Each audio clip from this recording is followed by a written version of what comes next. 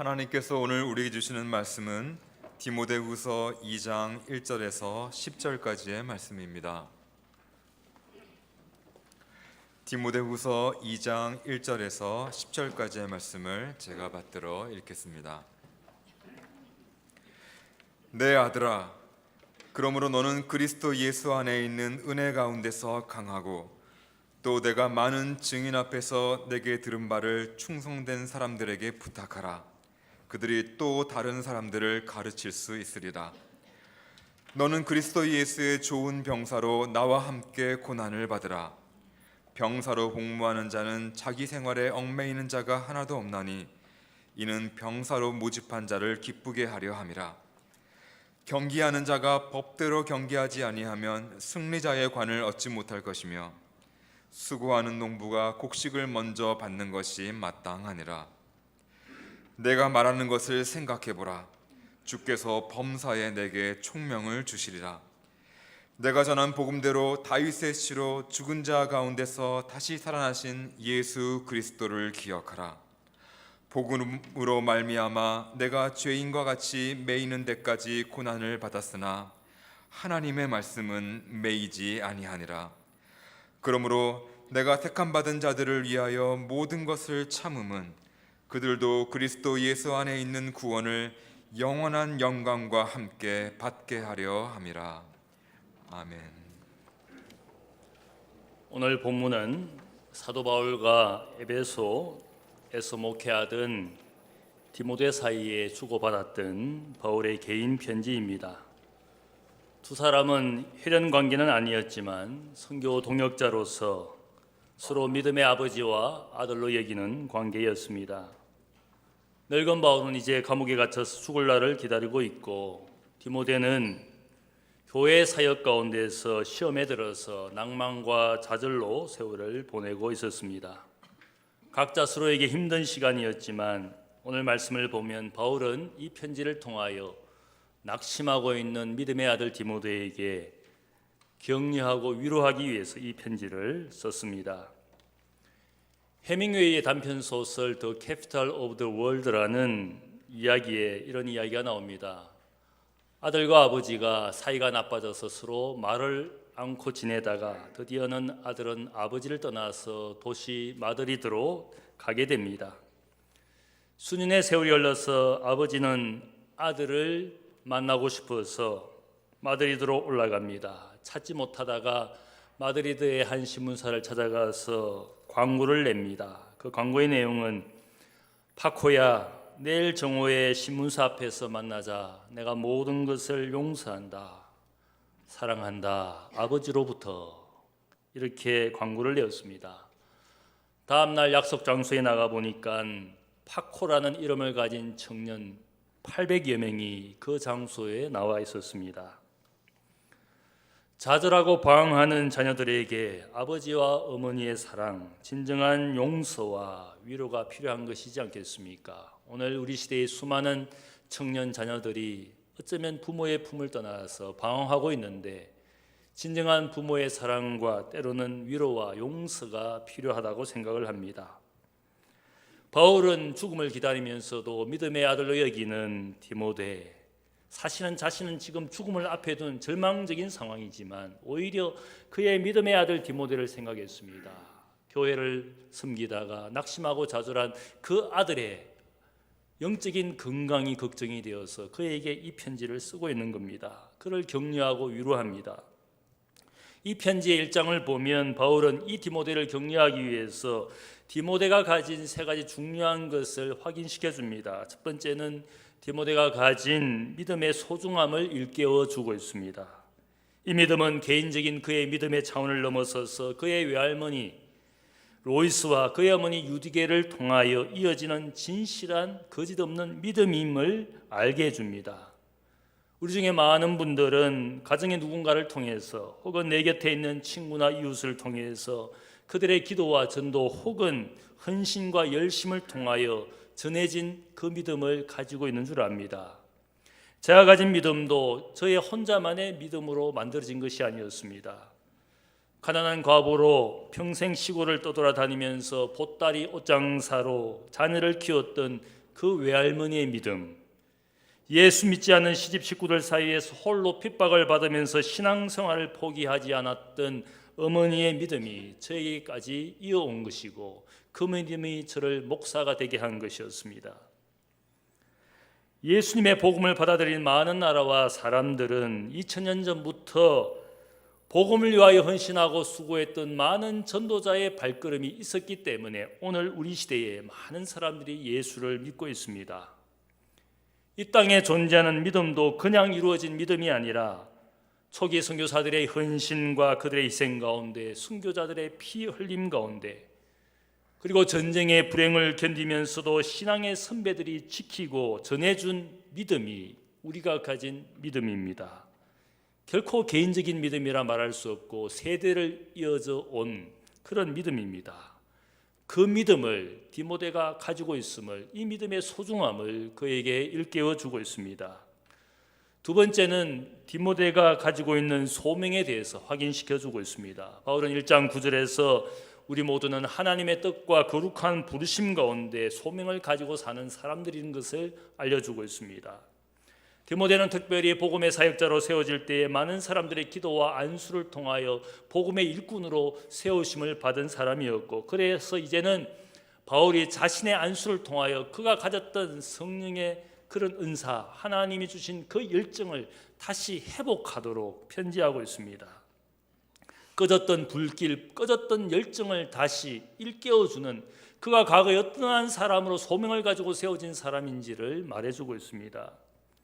사도 바울 자신도 고난과 죽음의 자리까지 달려온 그 모든 것이 소명 때문이었습니다. 위에서 부르신 하늘의 부르심을 생각하고 달려온 소명의 삶이었습니다. 그는 복음과 교회의 박해자였습니다. 그러나 부활의 주님이 다메섹 도상에서 그를 만나시고 그에게 소명을 주셨습니다. 일어나 너의 발로 서라.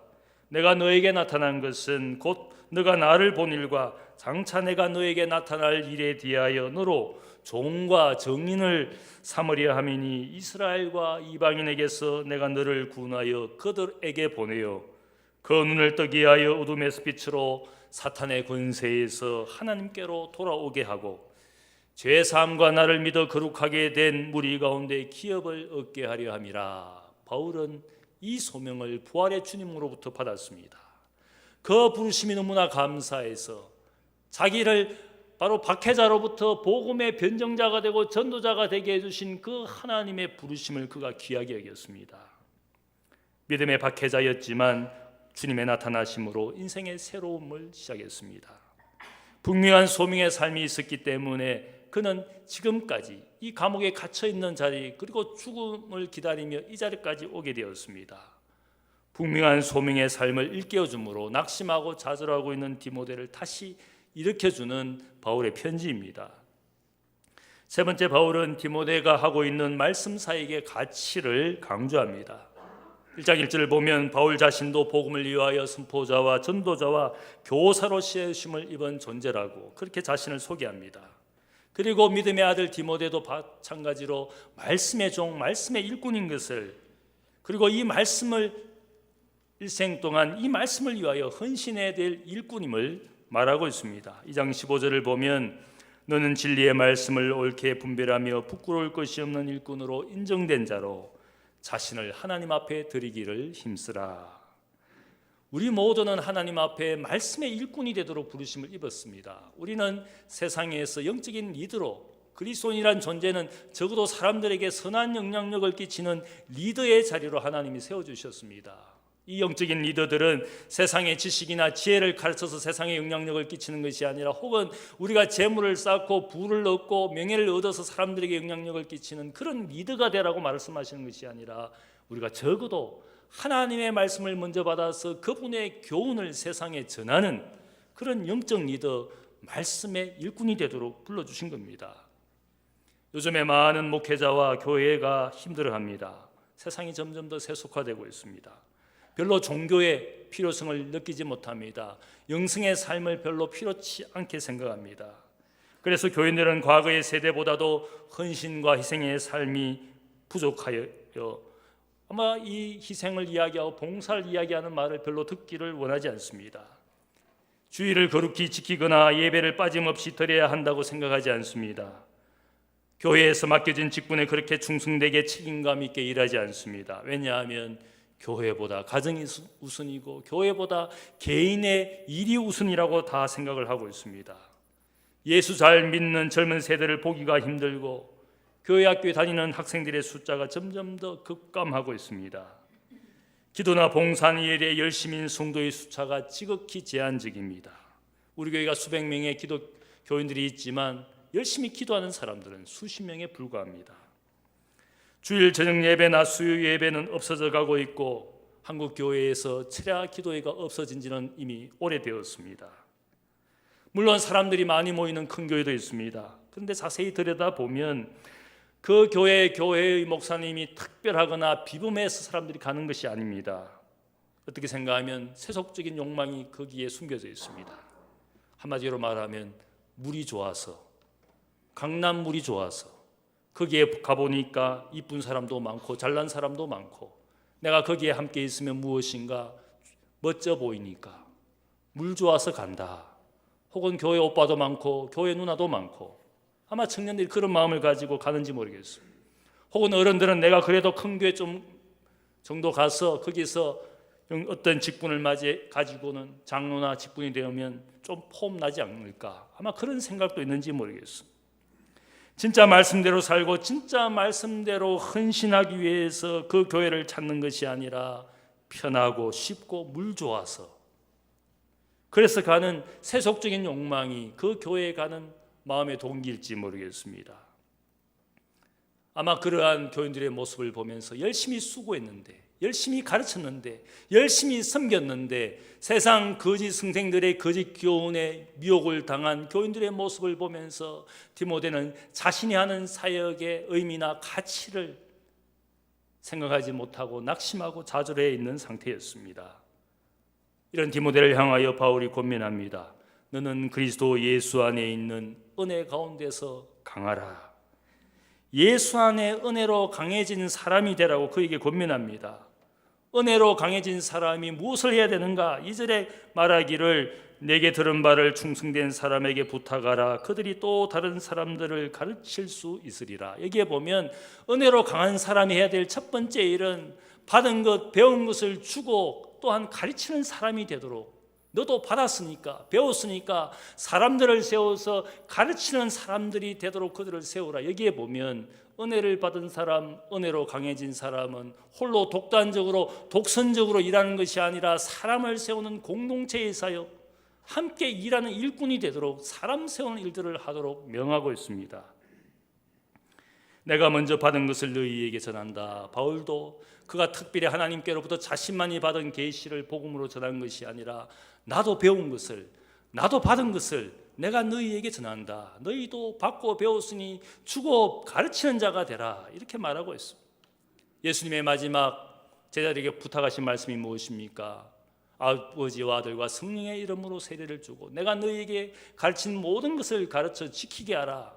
제자를 세우고 제자를 양육하는 일들, 그들도 말씀의 일꾼 교사가 되어서 사람들을 세우고 그들도 주의 제자처럼 일하게 하는 그 일을 말씀하셨습니다. 히브리서 말씀을 보면 우리가 이제는 어린 아이의 일을 버리고 때가 되어 장성한 사람이 되어 이제는 선생이 되고 교사가 되어 사람을 가르쳐야 된다. 이 말씀은 무엇을 의미합니까? 늘 우리가 배우지 못했다고 받지 못했다고 아우성칠 것이 아니라 때가 되면 모든 사람들이 말씀의 교사와 일꾼이 되어야 된다는 겁니다. 어른처럼 행동해야 된다는 겁니다. 어린아이처럼 투정하고 불평하고 늘 구하는 삶이 아니라 때가 되면 스스로 장성한 사람이 되어 하나님이 맡기신 이 말씀의 일들을 감당하는 그런 승생과 일꾼이 되라고 말하고 있습니다. 은혜로 강해진 사람은 공동체 안에서 사람들과 함께 일하는 겁니다. 은혜는 결코 독선적이지 않고 교만하지 않습니다. 진정으로 강한 사람은 낮아지고 온유해지고 사람을 세워줍니다. 요즘에 저 구로의 만민중앙교회 이재롱 목사 초기에 그가 쓴 책을 제가 한번 읽어본 적이 있어요. 그가 산에 들어가서 몇 달 동안 성경을 읽고 계시를 받아가지고 목회를 시작했다 그럽니다. 그래서 수만 명 모이는 10만 명 모이는 교회를 이루었다가 지금 어떻게 됩니까? 이재롱 목사가 성추행을 하고 온갖 부정 비리의 연루가 되어서 재판을 받고 있지 않습니까? 제가 초기에 그가 쓴 책을 보면서 이 사람 문제가 있네, 아니나 다를까 문제를 일으키고 있지 않습니까? 독성과 아집으로 자기만이 특별한 계시를 받아서 목회하도록 혹은 사역하도록 하나님 우리에게 은혜를 베푸신 것이 아닙니다. 나와 함께 사람을 세워서 그들도 함께 일꾼이 되도록, 나만 계시와 나만 은혜를 독점한 사람이 아니라 배우고 또한 우리가 받은 것을 주고 가르치는 사람이 되도록 사람을 세우는 일들을 하도록, 그것이 은혜 아래 강한 사람, 은혜로 강해진 사람들의 모습입니다. 오늘 말씀을 보니까 은혜로 강한 사람들의 모습을 세 가지로 비유합니다. 첫 번째는 예수님의 좋은 병사입니다. 그리스도인들을 바울은 군인의 모습으로 비교합니다. 군인들은 어떤 사람들입니까? 군인이 되는 순간부터 공적인 의무와 임무 가운데 살아가는 분들입니다. 적어도 자기 생활보다는 나라를 지키는 국방의 의무를 다하고 개인적인 일보다는 공적인 일, 나라가 주어진 그들에게 준 의무와 임무를 다하는 사람입니다. 유사시에는 전쟁터에 나가는 사람입니다. 바울은 그리스도인들, 특별히 디모데에게 말하기를 너는 그리스도 예수의 좋은 병사로 나와 함께 고난을 받으라. 여기에 그가 말하는 단어, 헬라 단어 수구카코 파테오라는 이 단어는 특별한 단어입니다. 그것은 직역을 하면 함께 나쁜 일을 당하는 고난에 참여하라. 고난이라는 말은 별로 좋은 일을 당하는 것을 말하지 않습니다. 힘들고 어렵고 억울한 일을 당하는 것을 우리가 고난이라고 말합니다. 사실 일반 사람들은 이런 일을 원치도 않을 뿐만 아니라 감당하기도 어렵습니다. 그래서 우리가 어쩌면 우리의 마음속에 고난이나 고통 혹은 병마가 내 인생을 피해갔으면 좋겠다, 나는 고난받지 않고 어떤 인생의 어려운 일들 없이 편하게 쉽게 살면 좋겠다, 아마 그런 마음이 우리 모두에게 있을지 모르겠어요. 일반 사람들은 이런 고난의 일들을 쉽게 감당하기가 어렵습니다. 그러나 그리스도의 좋은 군사로 나와 함께 고난에 참여하라, 이 말의 뜻은 너는 적어도 일반 사람이 아니라 훈련된 군인처럼 민간인이라면 감당하기 힘든 고난을 받을 수 있는, 능히 이길 수 있는 그 이유는 너는 좋은 군사이니까, 이 고난을 이겨내도록 영적인 훈련을 받은 사람이니까, 말씀으로 기도로 잘 준비된 사람이니까, 다른 사람과는 다르게 군사로서 능히 이겨낼 수 있는 사람이라는 사실을 그에게 알려주고 있습니다. 바울이 복음을 위하여 얼마나 많은 고난을 당했습니까? 그는 자신이 당한, 복음을 위하여 수고하고 고난당한 일들을 말한 적이 있습니다. 내가 수고를 넘치도록 하고 옥에 갇히기도 많이 하고 매도 수없이 맞고 여러 번 죽을 뻔하였으니 유대인들에게서 40에 하나 감한 매를 5번 맞았으며 3번 태장으로 맞고 1번 돌로 맞고 3번 파선하고 일주야를 깊은 바다에서 지냈으며 여러 번 여행하면서 강의 위험과 강도의 위험과 동족의 위험과 이방인의 위험과 시내의 위험과 광야의 위험과 바다의 위험과 거짓 형제 중의 위험을 당하며 수고하며 애쓰고 여러 번 자지 못하고 줄이며 목마르고 여러 번 굶고 춥고 헐벗었노라. 누가 고난당한다고 고통당한다고 과연 내 앞에서 말할 수가 있느냐? 세상 곳곳을 돌아다니면서 수많은 사람들로부터 박해와 핍박과 배역과 거절을 당했던 사람이 나이고 수많은 일들에서 태장을 맞고 돌에 맞고 나보다 누가 더 복음을 위하여 수고했다고 고난받았다고 말할 수가 있느냐? 낙심하고 있는 디모데에게 바울은 말합니다. 이제 죽음을 앞에 두고, 죽음만큼 불행한 일이 무슨 일이 있겠습니까? 죽음의 불행을 앞에 두고서도 그는 디모데에게 권면하기를 그리스도의 좋은 문사로 나와 함께 이 고난을 당하라. 과연 좋은 카운셀링이라고 말할 수가 있습니까? 멋진 코칭이라고 말할 수가 있습니까? 고난받아라, 나처럼 고난받아라. 아버지가 아들에게 할 수 있는 말이 아닙니다. 그러나 그 고난이 너무 값진 것이기 때문에 나와 함께 그리스도의 좋은 군사로 고난을 받으라고 이 믿음의 아버지는 아들에게 말하고 있습니다. 좋은 일에 함께하는 것은 누구나 할 수 있습니다. 기쁘고 즐거운 일에 참여하는 것은 누구나 할 수 있습니다. 가만히 보면 맛있는 식당, 멋진 장소, 아름다운 풍경에 가자 그러면 교인들이 막 우후죽순처럼 온 사방에서 보이지 않던 사람들이 다 참여합니다. 희생하고 헌신하고 수고한 일들에 보면 다 같이 요리조리 다 빠져나갑니다. 상가에 가자 그러면, 누구를 위로하러 가자 그러면 별로 참여하지 않습니다. 내가 모르는 사람인데요, 내가 만난 적이 없는 사람인데요, 별로 교제가 없던 사람인데요, 내가 왜 그 상가에 가야 됩니까? 그렇지 않습니까?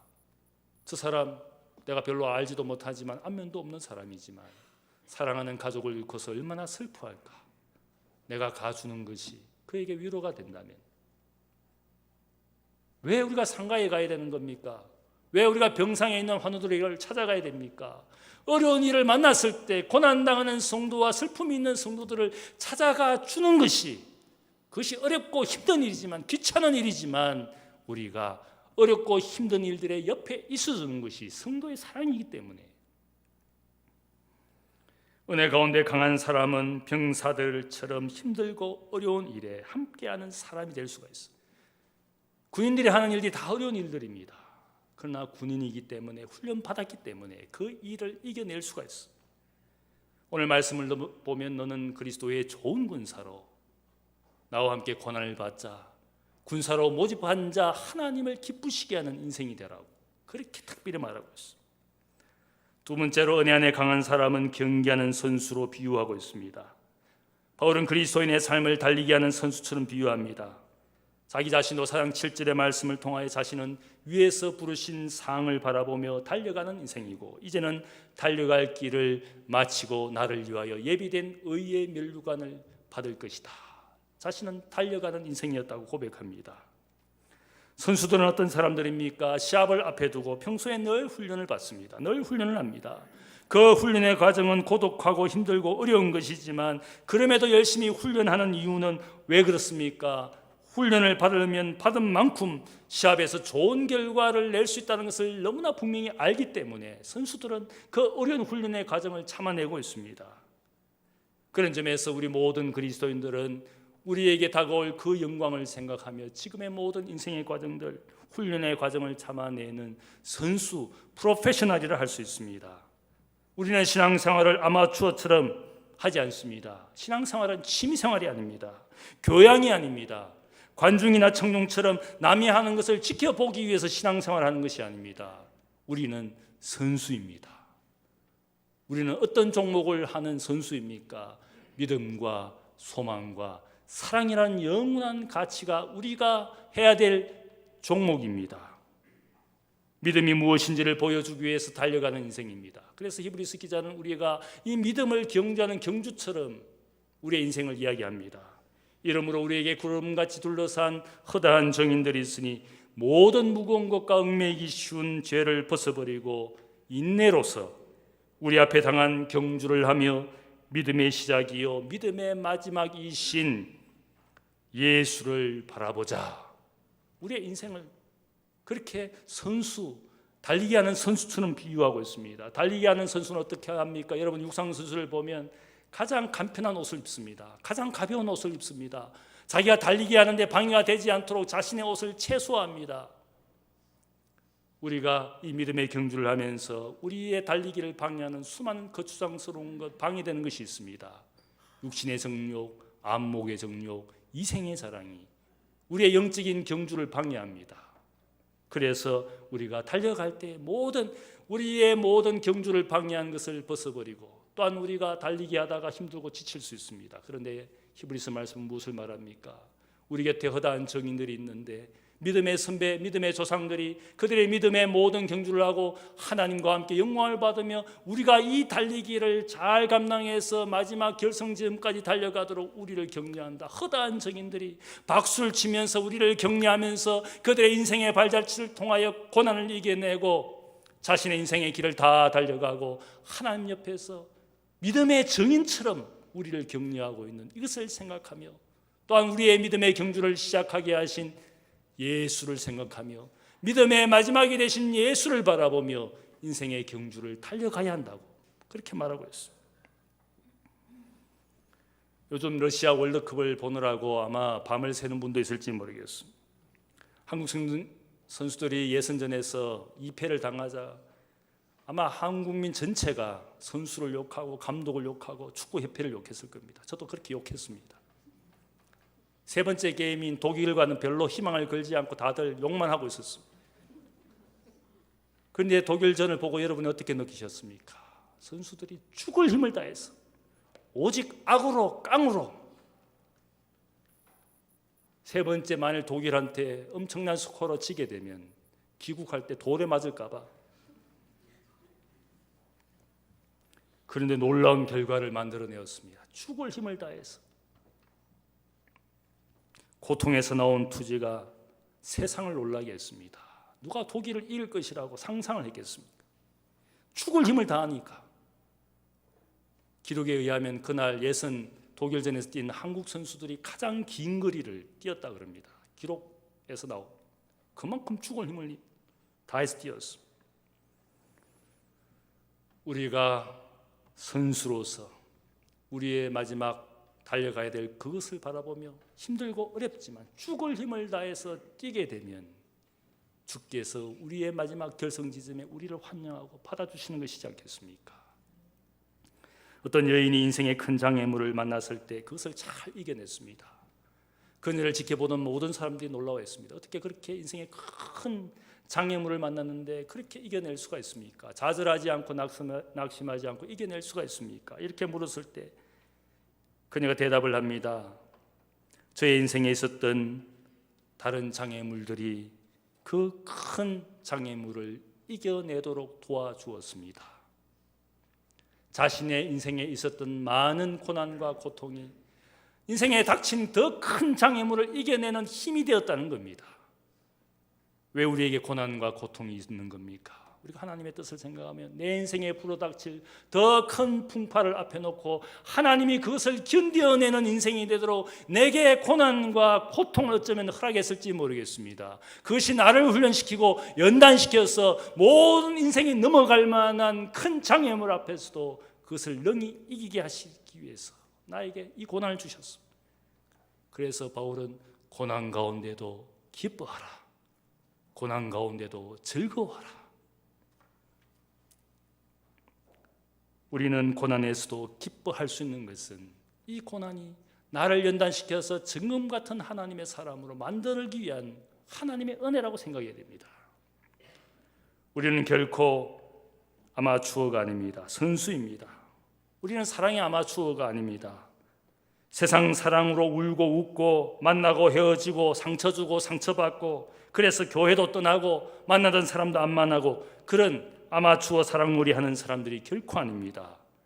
성경이 말하는 우리의 사랑은 무엇입니까? 우리의 사랑의 종목은 무엇을 말합니까?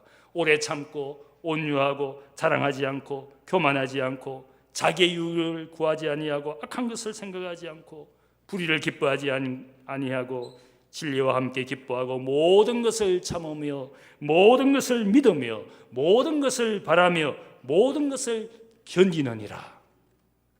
그것이 바로 우리가 구하는 사랑입니다. 우리는 어떤 사랑의 종목을 가지고 달려가는 선수들입니까? 이 영원한 하나님의 사랑, 희생과 헌신적인 사랑, 자기의 유익을 구하지 않는 그런 사랑에 우리가 선수가 되도록 우리를 불러주신 겁니다. 무엇을 믿는지 무엇을 소망하는지 사람들에게 보여주어야 됩니다. 아마 과거에 여러분들이 포리스트 검프라는 영화를 보셨을 겁니다. 거기에 보면 주인공 포리스트 검프가 무조건 달려갑니다. 왜 달려가는지 사람들이 궁금하기 시작했어요.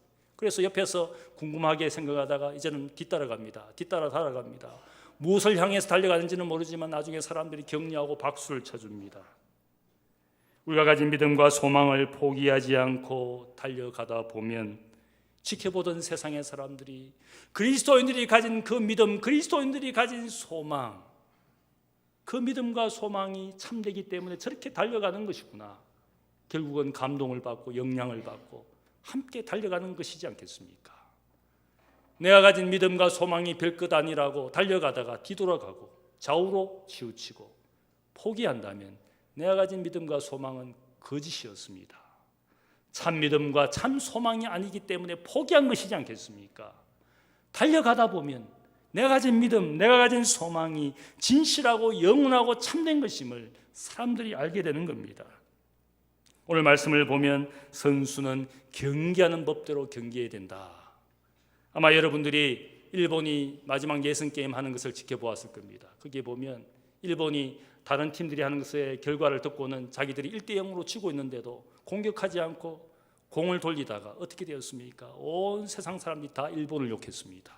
저게 축구인가? 저게 시합인가? 자기들은 치고 있는데 공격할 생각이 없습니다. 수십 분 그렇게 공을 돌리다가 사람들로부터 욕을 먹고 일본 자국민들한테도 욕을 먹었습니다. 그게 선수들에게, 감독에게 트라우마가 되어서 나중에 16강이 어떻게 합니까? 2대0으로 이기고 있는데도 공 돌리지 못하고 공격하다가 역전패로 졌습니다. 경기하는 선수가 법대로 하지 아니하면 자신에게 불행으로 다가오는 겁니다. 세 번째로 은혜 안에 강한 사람은 수고하는 농부의 모습으로 비유하고 있습니다. 농부는 씨를 뿌리고 가만히 있는 사람들이 아닙니다. 수확할 때까지 그 씨가 싹을 틔우고 잘 자라도록 거름을 주고 돌과 잡초를 뽑아내는 수고를 아끼지 않습니다. 수확의 계절이 올 때까지 땀 흘리며 수고합니다.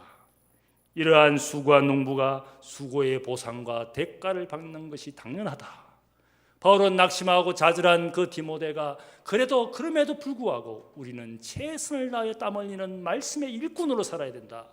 너가 수고한 것에 반드시 하나님의 보상과 복이 있을 것이니까, 인생의 열매가 있을 것이니까 우리의 수고를 결코 포기하지 않아야 된다. 그리스도 안에서 우리의 수고가 결코 헛되지 않은 줄을 알아야 된다. 이 사실을 말하고 있습니다. 창조주 하나님께서 인생에게 한 가지 변함없는 진리를 말씀해 주셨습니다. 너가 뿌린 대로 거두리라. 적게 심은 자는 적게 거둘 것이고 많이 심은 자는 많이 거두게 될 것이다. 이것은 신앙과 우리의 모든 삶의 영역에 창조주 하나님이 인생에게 베푸신 영원한 진리입니다. 수고한 대로 일한 대로 얻게 될 것이다. 바울은 자신이 죄인처럼 쇠사슬에 매이고 감옥에 갇혔지만 오늘 말씀의 마지막 부분을 보면 하나님의 말씀은 결코 매이지 아니한다. 이 말씀은 하나님의 말씀의 일꾼으로 살았던 자신의 삶을 부끄러워하지 않는다는 말입니다. 왜냐하면 주님의 말씀이 그의 인생을 바꾸었습니다. 주님의 부르심이 그의 인생의 이유와 목적을 바꾸었습니다. 이 말씀은 사람들에게 은혜를 베푸시는 것이고, 이 말씀은 인생을 강하게 하고 하나님의 사람으로 온전하게 하는 것이다. 그래서 우리에게 주신 말씀, 성경 말씀은 하나님의 사람으로 온전하게 하며 선한 일을 하는 능력을 주시는 하나님의 말씀이라. 그 말씀은 인생을 바꾸고 인생에게 열매를 주고 인생을 완성시켜 주시는 하나님의 말씀. 이 말씀은 결코 사람들이 방해하거나 물리칠 수 없는 매이지 아니하는 하나님의 말씀. 너는 그 말씀의 일꾼이라는 사실을 주지시켜 주고 있습니다. 낙심하고 있습니까? 세상 일들과 여러 가지 상황 때문에 혹시 좌절하고 있지 않습니까? 저는 이 노래를 부르고 들을 때마다 너무나 저에게 큰 위로의 노래가 있습니다. 여러분도 잘 아는 노래입니다. You raise me up. I am strong when I am on your shoulders. You raise me up to more than I can be. 이 노래를 제가 많이 듣습니다. 이 노래 비디오 영상 밑에 사람들이 댓글을 달았는데 거기에 여러 가지 사연 있는 사람들이 댓글을 달았어요. 학생인데요, 저는 죽으려고 옥상에 올라갔는데 그 순간 어머니에게 전화가 왔는데 제 핸드폰에서 들려지는 노래가 이 노래였다는 겁니다.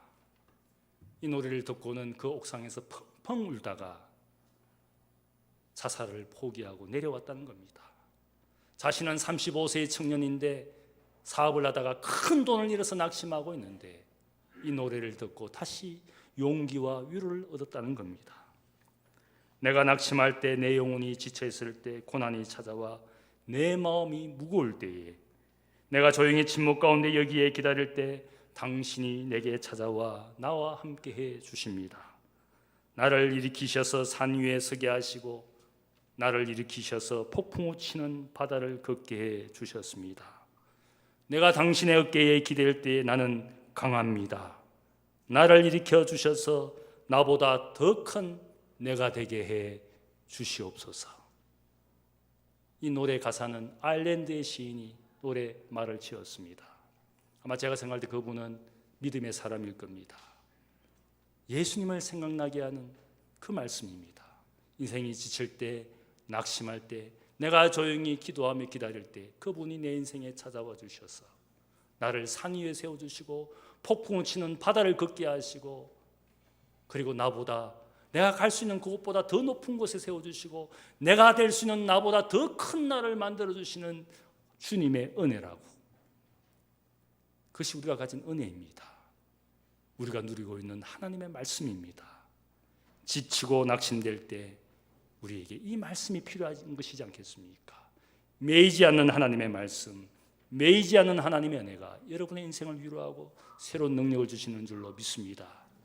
하나님 앞에, 그 은혜 앞에, 말씀 앞에 여러분의 인생과 가정을 맡기시기를 주님의 이름으로 축복합니다. 사랑의 아버지 하나님, 감사합니다.